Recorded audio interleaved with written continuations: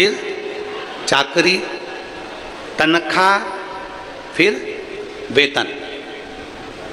ये नौकरी करने वालों को सबको मालूम है, ये चार चीजें। फिर से बोलो एक बार, जम के जरा। नौकरी, चाकरी, तनख्वाह और वेतन। अब नौकरी में व्यक्ति जो कमाता था तो घर में 9 लोग भी रहते थे तो उनका वो पेट भर देता था। नौकरी का मतलब है कि 9 लोगों का पेट वो आराम से भर देता था नौकरी में। चाकरी में, जम के बोलो जरा, 4 लोगों का पेट भर देता था। तनख्वाह मतलब उतनी मिलती है जितनी तन खा सके, केवल तन खा सके उतनी तनख्वाह है। और वेतन मतलब अब उतना मिलता है जितना ये तन भी नहीं खा सकता। वेतन बे मतलब का उतना।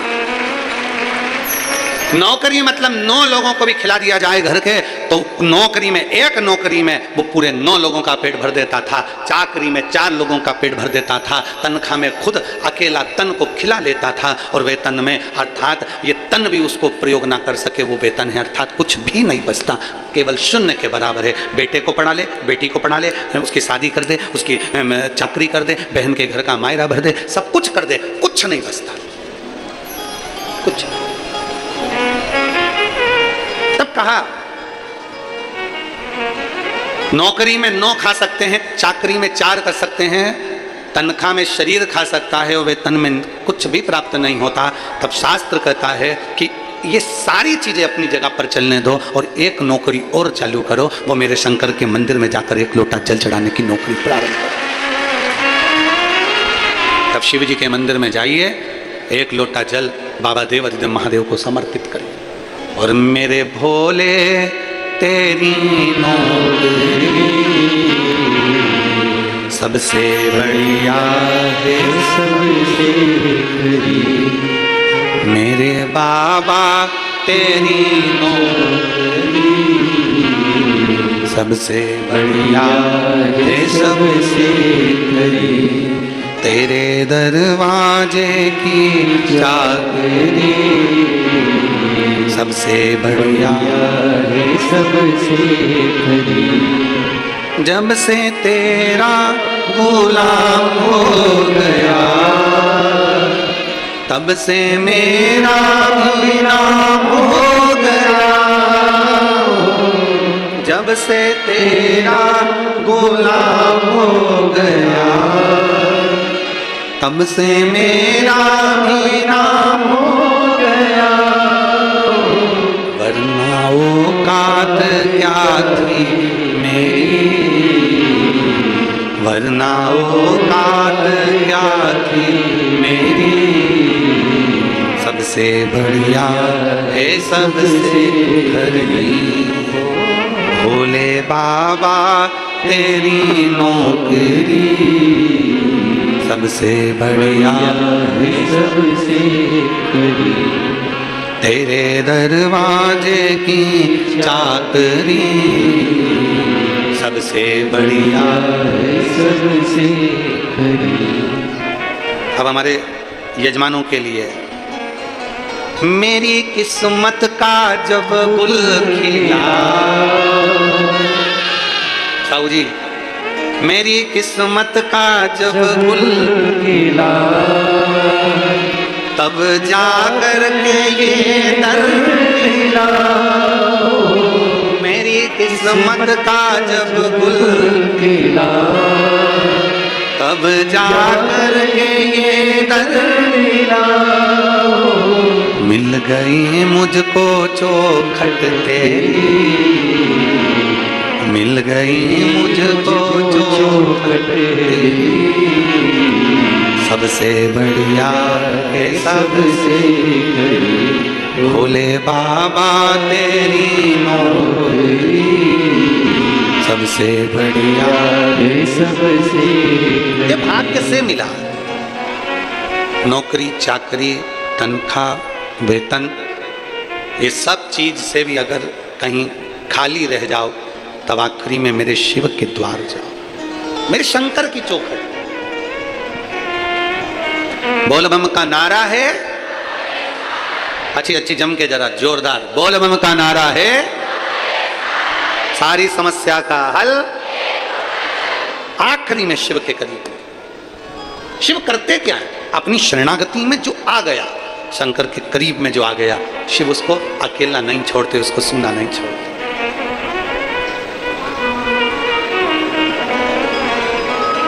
पापी से पापी को भी शिव अपना बना लेते।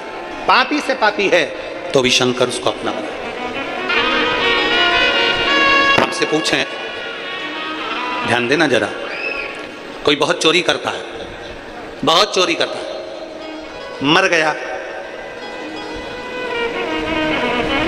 उसके घर के लोग उसको अर्थी पर बांधकर सफेद कपड़ा लपेट कर राम नाम जम के बोलो जरा, राम नाम सत्य है, बोलते बोलते बोलते बोलते उसको कहाँ ले गए?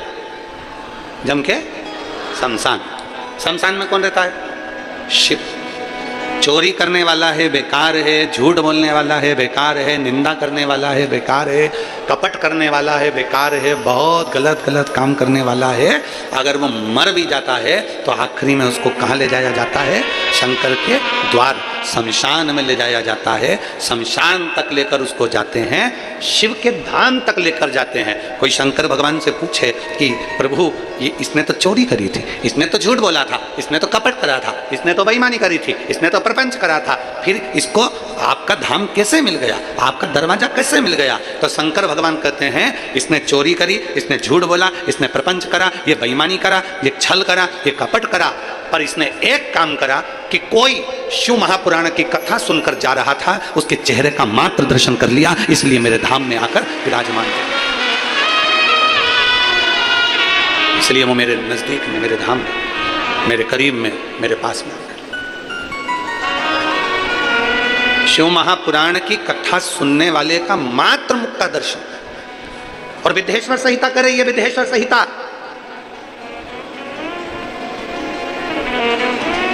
विदेश्वर संहिता कर रही है। शिव जी के शिवलिंग पर चढ़ा हुआ जल का आचमन मात्र पी लेना,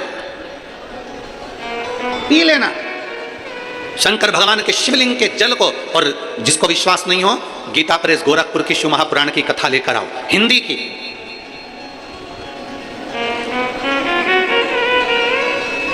अगर कोई तुमसे कहे कि शंकर जी पे चढ़ा हुआ जल नहीं पीना चाहिए, तो उसको कहो गीता प्रेस गोरखपुर की हिंदी की शिव पुराण लेकर आओ, उसकी विदेश्वर संहिता पढ़ो, खुद भी पढ़ो, किसी के कहने पर भरोसा ना करिए, विदेश्वर संहिता खुद पढ़िए।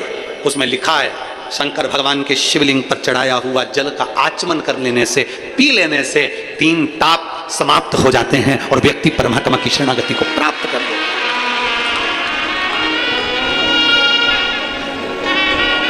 सारे देवताओं की मूर्ति और शंकर भगवान का स्वरूप शिवलिंग, मूर्ति में और शिवलिंग में अंतर है।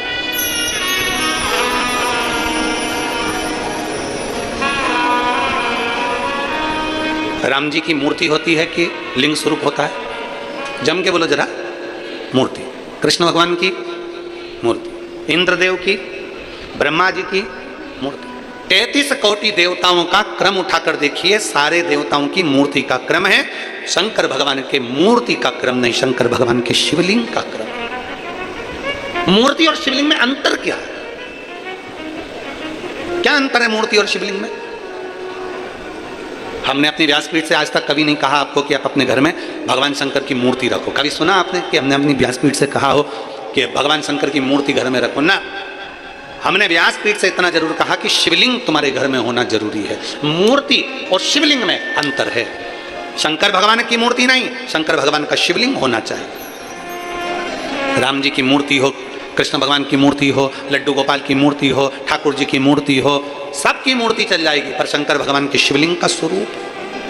मूर्ति और शिवलिंग में अंतर क्या? सावन के महीने में पूरी आस्था चैनल पर करोड़ों भक्त शिव महापुराण की कथा को सुन रहे हैं, और केवल भारत में नहीं, विदेश में बैठकर भी लोग इस पवित्र कथा का लाभ ले रहे हैं। नए रायपुर से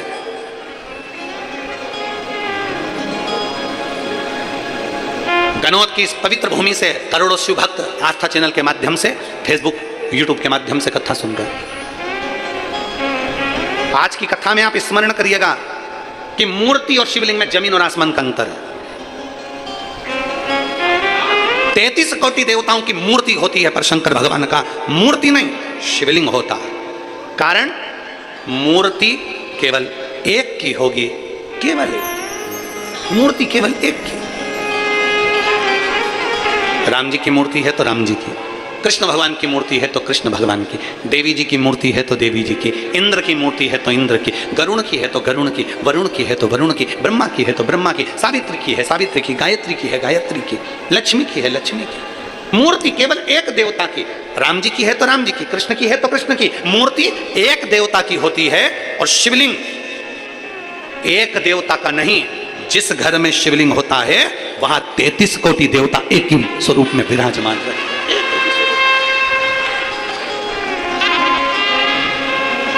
मूर्ति में और शिवलिंग में अंतर है, बहुत जमीन और आसमान का अंतर है। आप लोग बहुत दूर दूर से आए हो कथा सुनने के लिए, और वहां से यहां तक आने में तुम्हारा ऑटो का भी कम से कम 100-200 रुपए 500 रुपए खर्च हुआ होगा। 100 रुपए तो खर्च हुआ ही होगा। बोलो तो सही है कि गलत हुआ ना? अब तुमने 50 रुपए 100 रुपए 200 रुपए खर्च कर आए हो, इसलिए बहुत ध्यान लगाकर सुनना कि हम जो कथा सुनने के लिए आए हैं, अगर हमने दिल से सुन ली, और अभी तक जो कथा होती थी वो भरे कहीं गांव के बीच में, शहर के बीच में, नगर के बीच में, यहाँ वहाँ होती थी, और आज जो कथा हो रही है वो एकांत में बैठकर हो रही है, इसलिए एकांतेश्वर कथा चौगुना फल देती है, चौगुना। मूर्ति में और शिवलिंग में जमीन आसमान का अंतर। राम जी की मूर्ति का दर्शन करोगे तो वो राम जी की मूर्ति कहलाएगी। भगवान कृष्ण की मूर्ति का दर्शन करोगे तो कृष्ण भगवान की मूर्ति ही कहलाएगी। देवी जी की मूर्ति का दर्शन करोगे तो देवी की मूर्ति ही कहलाएगी। ब्रह्मा जी की मूर्ति का दर्शन करोगे तो वो ब्रह्मा जी की मूर्ति ही कहलाएगी। कार्तिक स्वामी की मूर्ति का दर्शन करोगे कार्तिक स्वामी कहलाएंगे। गणेश जी की मूर्ति का दर्शन करोगे तो वो गणेश जी महाराज कहलाएंगे। केवल एक शंकर भगवान की कोई मूर्ति नहीं, शंकर भगवान का केवल एक लिंग स्वरूप है। शंकर भगवान का एक प्रतिबिंब, एक प्रतीक शिवलिंग के रूप में है। इसलिए अंदाजा लगाकर रखना कि मूर्ति में एक देवता होते हैं और शिवलिंग के अंदर 33 कोटि देवता विराजमान होते हैं, सारे देवता। वो एक लाइन आप लोग गुनगुनाते हो, सारे देवता, सारे। एक लाइन आपके स्मरण में रहती है, सारे तीर्थ धाम आपके चरणों में, हे भोलेनाथ प्रणाम आपके चरणों में। फिर से एक बार सब बोलिए, सारे तीर्थ धाम आपके चरणों में, हे भोलेनाथ प्रणाम आपके चरणों में। सब कुछ है। सारे तीर्थ शिव में बसे हुए हैं, सारे तीर्थ, सारे। जहां शिव है वहां गंगा है, जहां शिव है वहां गणेश है, जहां शिव है वहां रिद्धि सिद्धि है, जहां शिव है वहां षडानन कार्तिक है, जहां शिव है वहां लक्ष्मी है, जहां शिव है वहां विष्णु है, जहां शिव है वहां ब्रह्मा है, जहां शिव है वहां सरस्वती है, जहां शिव है वहां गायत्री है, जहां शिव है वहां सावित्री है, जहां शिव है वहां 33 कोटि देवता विराजमान है। एक शिवलिंग, मूर्ति में केवल एक देव होगा पर शिवलिंग में 33 कोटि देव। सारे तीर्थ धाम आपके चरणों में, हे भोलेनाथ प्रणाम आपके चरणों में, हे भोलेनाथ प्रणाम आपके चरणों में। सब कुछ आप में समाया, सब कुछ।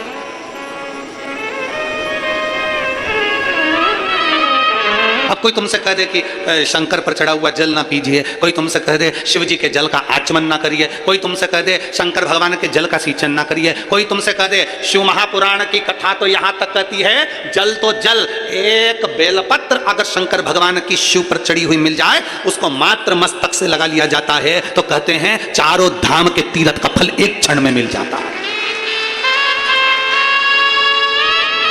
एक बेलपत्र से 4 धाम तीर्थ का फल तुरंत प्राप्त, एक बेलपत्र से।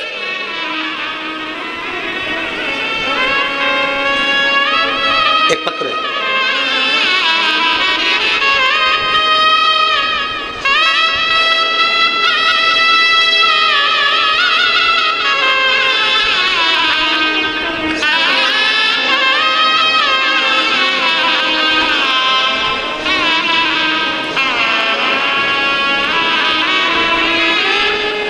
सफरी साहू, पति रामाधर साहू, बेटा रवि साहू, बहू वंदना साहू।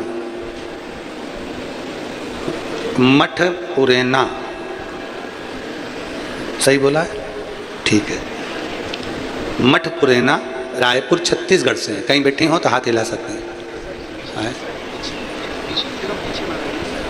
बच्चे आए हैं, दोनों आए हैं। इसको उधर लगाना था, अच्छा मैं सर ले आओ, दोनों बच्चों को ले आओ।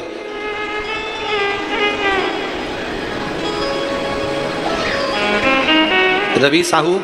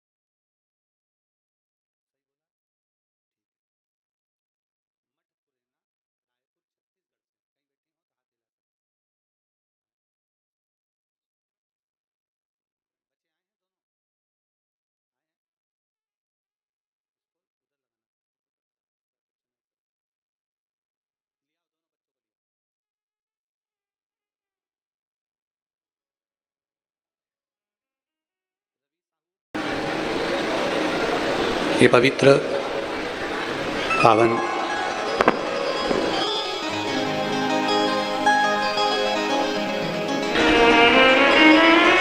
पावन शिव महापुराण की ये पवित्र शिव महापुराण की कथा संपूर्ण विश्व के कल्याण हेतु श्रावण के पवित्र अवसर पर गनौद नया रायपुर छत्तीसगढ़ की इस पवित्र भूमि पर आप और हमको श्रवण करने का सौभाग्य प्राप्त हुआ है। भगवान देवादिदेव महादेव की कृपा, करुणा, उनकी उदारता जब तक शिव की कृपा नहीं होती तब तक एक अंश भी हम भगवान शिव की भक्ति नहीं कर सकते। कथा मंडप में विराजमान सभी संत, साधु, गुरुजन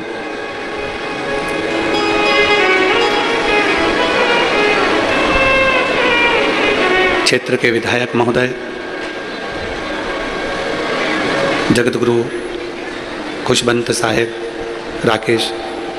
खुशबंत साहेब जी आरंग से एक बार जोरदार ताली बजाकर इनके लिए साधु का। पूर्व में आपसे तिल्दा के अंतर्गत मिलना हुआ था। उस समय पर आपकी बहन जी वहाँ महापौर हैं और वहाँ जो इन्होंने शिव भक्ति करी उसका फल ये मिला कि आज भगवान देवादिदेव महादेव की कृपा से विधायक बनकर विराजमान है। साधु का कथा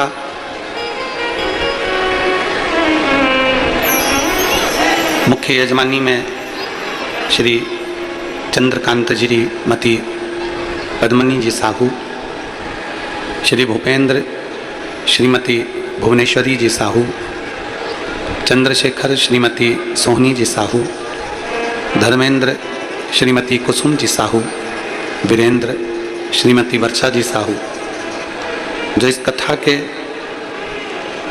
मुख्य यजमान का पद ग्रहण करे हैं और इस कथा को पूर्ण रूप से संभाला गया है। एक बार जोरदार ताली बजाकर साहू परिवार को बहुत बहुत साधुता है। शिव कृपा से ये कथा लेकर आने वाले श्री राकेश दी देवांगना और उस कथा में सुचारू रूप से सब आयोजित हो उसके लिए प्रथमता साहू परिवार, श्री चंद्रकांता श्रीमती पद्मनी जी साहू और उनके पूरे परिवार को कहीं ना कहीं भगवान शिव की अविरल भक्ति, कहीं पूर्वजों का आशीर्वाद, माता पिता की कृपा, करुणा और उनकी उदारता, जो ये 72 वर्ष में ऐसा सावन आया है और उस सावन के महीने में ये पवित्र कथा का यजमान पद ग्रहण करना कहीं ना कहीं प्रभु की कृपा ही समझे।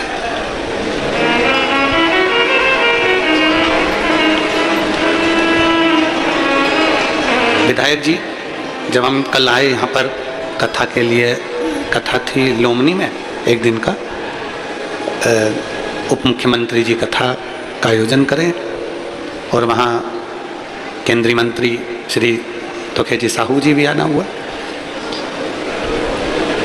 तो उन्होंने एक बात बड़ी अच्छी कही थी कि गुरुजी, जहाँ आपकी कथा हो रही है गनौद में, और जो कथा स्थल है उसके आसपास में आपको इतना सुंदर लगेगा कि जैसे देवादिदेव महादेव का एक स्थान होता है, एकांत, शांत और कर्पूर गौरम करुणाव तारम, ऐसी अविरल भूमि का आनंद है। और वास्तव में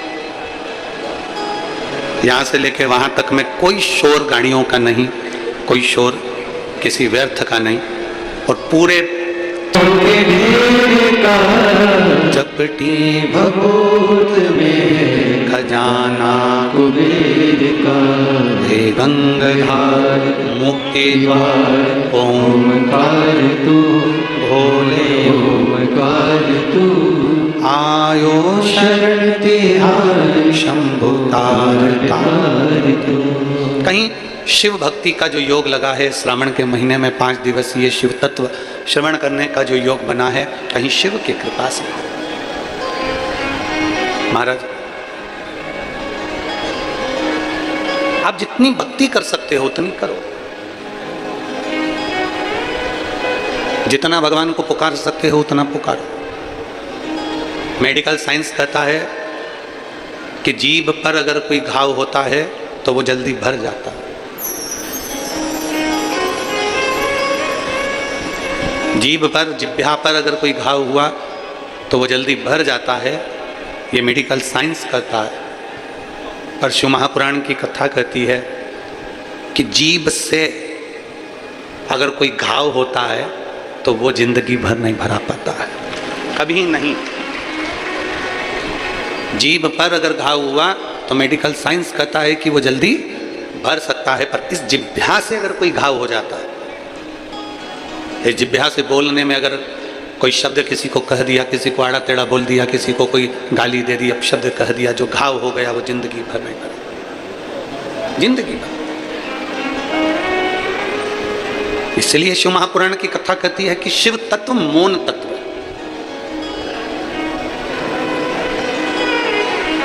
शिव तत्व में मौनता है। जितनी मौनता शंकर की अविरल भक्ति में है उतनी मौनता कहीं नहीं। शिव तत्व में आप जितना मौन हो सकते हो, शिव तत्व में जितना आप चुप रह सकते हो, उतना सुख आपके जीवन में उत्पन्न हो जाता है। जितनी मौनता शंकर की भक्ति में हो। जल चढ़ाने जा रहे हो भगवान शंकर के मंदिर में, शिव जी के मंदिर में, अगर 1 लोटा जल लेकर पहुंचे हो तो भी तुम्हारा मौन होना जरूरी है। शिव के मंदिर में अगर तुम आराधना कर रहे हो तो तुम्हारा मौन होना जरूरी है। शिव भक्ति में जितनी मौनता हो सकती है उतनी धारण करो, जितनी मौनता। कथा सुनने भी आते हो, इन 6 जिह्वा से अगर मैं बोलूंगा तो वो श्रेष्ठता नहीं होगा। उसका एक लक्षण प्रबल हो जाए कि मेरी मौनता रहे, मैं चुप रहूं।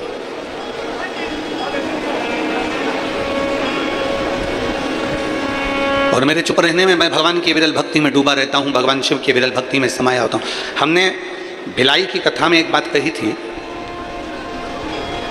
कि बुढ़ापे का परम आभूषण है चुप रहना, बुढ़ापे का परम आभूषण है मौन रहना। आप जितने चुप हो, आप जितने मौन हो, उतने प्रभु के करीब हो, उतने करीब हो आप शंकर। पर मौन कहां रहना है? मौन किस जगह पर रहना है? शिव महापुराण की कथा कहती है मौन रहने के लिए भी एक स्थान बताया गया है कि जहां अंतिम का क्षण निकल रहा हो वहां मौन रहिए।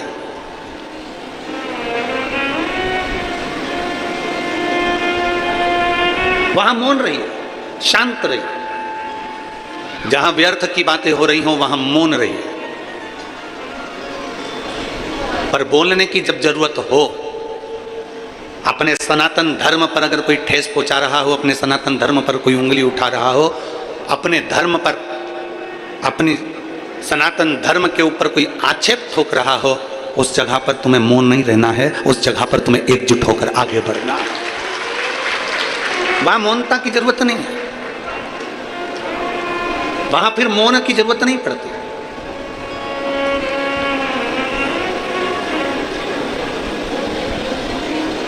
शिव महापुराण की कथा कहती है, भगवान शंकर की विरल भक्ति कहती है, शिव तत्व कहता है कि मौनता में शिव की प्राप्ति है। पर कुछ स्थान ऐसे बताए गए हैं जहां मौन रही है और कुछ स्थान ऐसे बताए गए हैं जहां बोली है।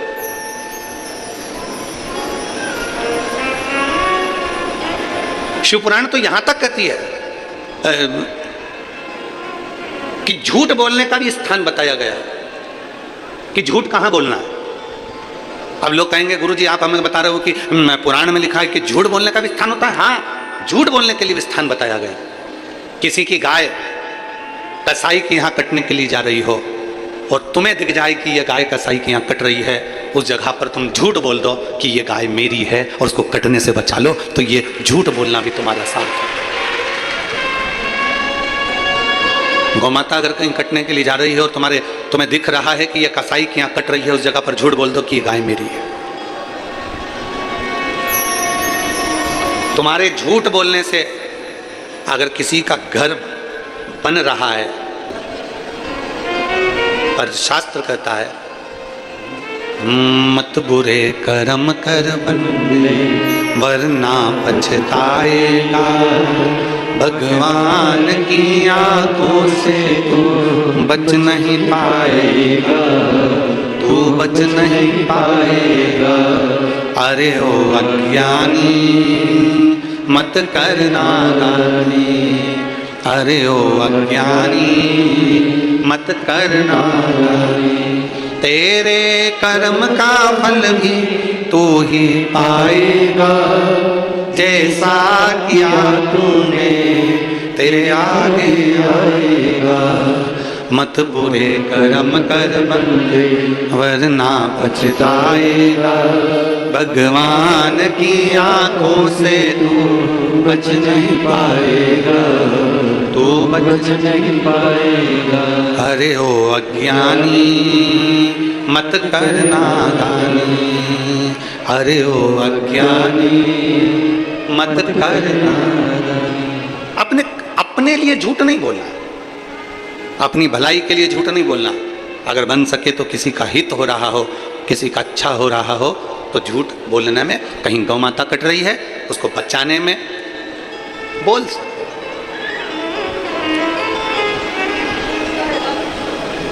किसी का जीवन अगर सार्थक हो रहा है तो बोल सकते, पर अपना लोभ नहीं, अपना लालच नहीं, अपना सुख नहीं। शिव कथा कर रही है, शिव महापुराण की कथा कर रही है।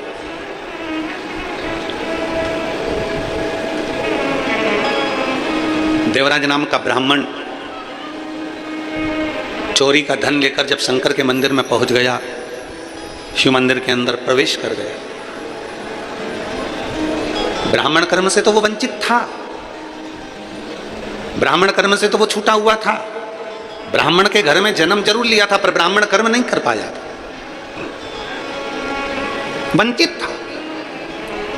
ब्राह्मण का कर्म है शास्त्र पढ़ना, शास्त्र सुनाना, वैश्य का कर्म है धन एकत्रित करना, क्षत्रिय का कर्म है रक्षा करना, शूद्र का कर्म है सेवा के भाव को लीन रहना। अब आज के जमाने में सब अपने अपने कर्म में लगे हैं, केवल व्यक्ति कहीं ना कहीं भटक रहा है तो अपने पथ से भटक रहा है। ब्राह्मण अपने कर्म से वंचित हो रहा है, वैश्य अपने कर्म से वंचित हो रहा है, क्षत्रिय अपने कर्म से वंचित हो रहा है, शूद्र अपने कर्म से वंचित हो रहा है। श्रेष्ठ कर्म करें। देवराज नाम का ब्राह्मण के घर में जन्म लेने के बाद भी ब्राह्मण तत्व को धारण नहीं कर पाया, ब्राह्मण तत्व धारण नहीं कर पाया।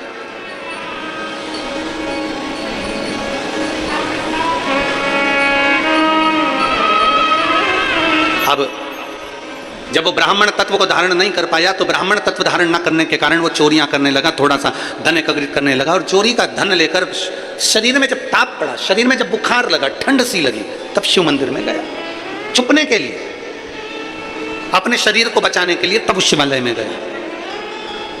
अब किसी ना किसी भाव से, किसी ना किसी रूप में शंकर के पास गया तो है, किसी ना किसी रूप में शिव तत्व के नजदीक गया तो है। आप में से कई मेरी जीजियाँ ऐसी बैठी हैं, कई जीजा ऐसे बैठे हैं, कई बेटियाँ कई बेटे ऐसे बैठे हैं, कई माता कई भाई ऐसे बैठे हुए हैं, कई मेरे जीजा होने से बैठे हैं कि उनका मन नहीं होगा। मान लो उनका मन नहीं है कि मैं कथा में नहीं जाऊँ, मैं कथा में नहीं जाऊँ, मैं कथा में नहीं जाऊँ, भीड़ होगी मैं कथा में नहीं जाऊँ, पैदल चलना पड़ेगा मैं कथा में नहीं जाऊँ, पर हो सकता है अपनी पत्नी के कारण मुझे छोड़ने जाना पड़ेगा, मुझे वहां तक छोड़ कर जाओ, भले तुम वापिस आ जाना पर मुझे छोड़ कर आओ, तुम्हें मेरे साथ में चलना पड़ेगा और मैं वहां पर कथा सुनने के लिए जाऊंगा। अरे वहां ऑटो नहीं मिलेगा, अरे मत मिलने दो, तुम चल रहे हो कि नहीं चल रहे ये बताओ। अब पति ने सोचा कि भाई इतना मगजमारी करने से तो अच्छा है शिव महापुराण की कथा में चलूं, चल मैं तुझे कथा में ले चलता हूं। और पति कथा में लेकर, अब जरा विचार करिएगा कि पति का मन नहीं था, या किसी सहेली का मन नहीं था, या बेस्ट फ्रेंड का मन नहीं था, या जेठानी का मन नहीं था, या देवरानी का मन नहीं था, या किसी रिश्तेदार का मन नहीं था, पर वो मन मार कर भी शिव महापुराण की कथा में अपने रिश्तेदार के साथ, अपने कुटुंबी के साथ वो कथा में आकर बैठ गया। तो किसी ने पूछा, गुरु जी जिसका मन नहीं है वो कथा में आकर बैठ जाए, उस जबरदस्ती आकर बैठ जाए, कोई मार ठोक के ला के बिठा दे, या किसी ने जबरदस्ती लाकर बिठा दिया, या पत्नी के कहने पर पति जबरदस्ती आ गया, या कोई जेठानी देवरानी जबरदस्ती आ गई, तो कथा का कोई पुण्य उसके खाते में मिलता है कि नहीं मिलता? शिव महापुराण की कथा कहती है, नल के नीचे मटके को सीधा लगाओगे तो भर जाएगा, नल के नीचे मटका उल्टा लगाओगे तो भर आएगा नहीं, पर ठंडा जरूर बना रहेगा। उसी तरह कोई अच्छे मन से आया तो उसके अंदर कथा भरा जाती है, और कोई अच्छे मन से नहीं भी आया तो उसको कथा शीतलता तो दे ही देती है। शिव महापुराण उसको शीतलता देती है, शिव महापुराण उसको एक आनंद का अनुभव करा देती है। भले उसका चित्त कथा में नहीं लगे, भले उसका मन कथा में नहीं लगे, उसकी चित्त वृत्ति कथा में नहीं लगे, पर वो कथा में आकर बैठ गया, मतलब बैठा है तो ये निश्चित है। आपको भूख लगी है, आप शादी में गए हो, पंगत लगी है, पत्तल लग रही है, और पत्तल लगते लगते कोई पत्तल देने वाला आया, तुम्हारे साथ में कोई दूसरा बैठा है, उसका पेट भरा हुआ है, वो नहीं खाना चाहता, फिर भी पत्तल वाले को थोड़ी ना मालूम कि इसका पेट भरा है कि खाली है, वो तो पत्तल लगाते लगाते लगाते लगाते गया और उसने पत्तल वहां लगा दी। जिसका पेट भरा था उसके पास भी पत्तल लगी है, तो पड़ोसी ने कहा, तो तेरा तो पेट भरा था, हाँ मैं नहीं खाऊंगा, तो ये पत्तल लग गई, कोई बात नहीं। अब पत्तल लगी थी, इतने में नुक्ति देने वाला आया, बूंदी बूंदी बूंदी बूंदी नुक्ति नुक्ति नुक्ति, और मालूम पड़ा वो नुक्ति उसको डालकर चले गए। फिर पड़ोसन ने कहा, तेरा तो पेट भरा था, अब ये बूंदी कौन खाएगा, अब रख गया तो रख जाने दो। थोड़ी देर में गुलाब जामुन गुलाब जामुन गुलाब जामुन करता आया और गुलाब जामुन रखकर चले गए। अब वो रखा तो था, तो उसने सोचा इतना सारा सामान इकट्ठा हो गया है, मेरा पेट भी भरा है, कोई बात नहीं, मैं उसको बांध कर अपने घर के लिए लेकर चले जाता हूँ। अगर मन नहीं भी लगे और अगर कोई शिव पुराण की कथा में जाकर बैठ जाता है तो मेरा महादेव उसके पल्लू में कुछ ना कुछ अच्छा बांध कर भेज ही देता है। वो शिव तत्व है महाराज, वो शिव तत्व है। और शंभु शरणे पड़ी मांगू घड़ी रे घड़ी, दुख काटो दया करीने दर्शन आपको। शंभु शरणे पड़ी मांगू घड़ी रे घड़ी, दुख काटो दया करीने दर्शन। अब मन से जाओ चाहे बेमन से जाओ, जैसे जाना है शिव के पास।